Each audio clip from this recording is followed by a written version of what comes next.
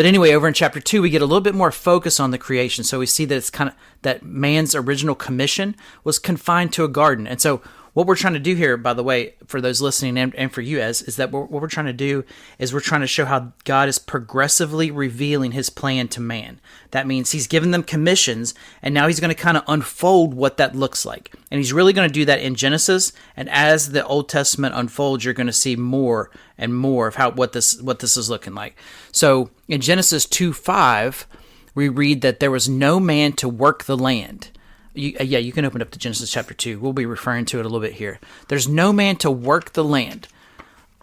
Work can also mean actual work, but it can also mean to serve or worship. And this is going to be key. This is key not only for Genesis 2, but this is key for the Old Testament. What are you going to do? You read this? Yeah. When no bush of the field was yet in the land, and no small plant of the field had yet sprung up, for the Lord God did not cause it to rain on the land, and there was no man to work the ground. And then that was 2:5. And Genesis 2:8 is somewhere.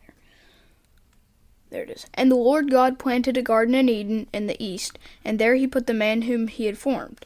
Okay, hang on. Don't read the next one just yet.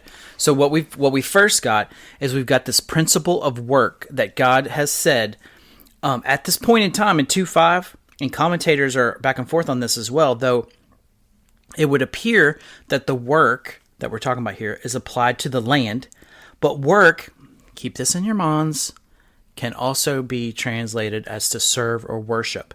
And all I think that God's trying to do here in chapter 2 is he is trying to tie together work with worship. Yep.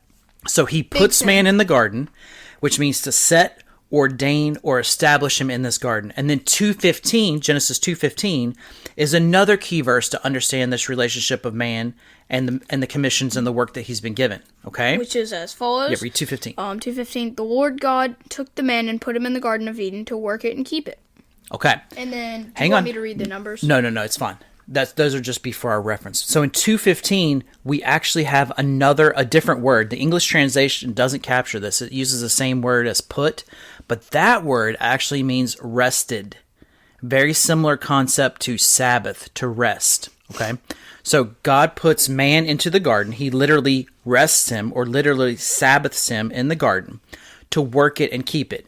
Now this is where some modern commentators and pastors, they oftentimes, when they're talking about this garden, they often say, well, see, Adam wasn't the first gardener. His first job wasn't to be a gardener. That's not exactly true.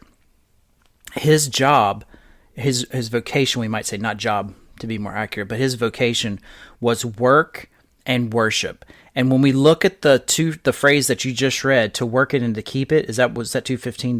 Does the ESV say work it and keep it? That's priestly language. Okay, so if we flipped over, which we don't need to, we flipped over to Numbers 3, verses 7 and 8, and then Numbers 18, verses 5 and 7, we find that that same phrase, when held together, has to do with priests in a temple. Yeah. So this, we won't talk about, we don't necessarily need to go in depth here, but this forms the background or part of the basis for that the garden was a garden temple.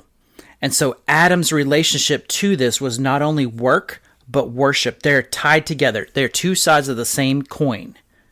Make sense? Mm-hmm. That's our pre-fall understanding of work.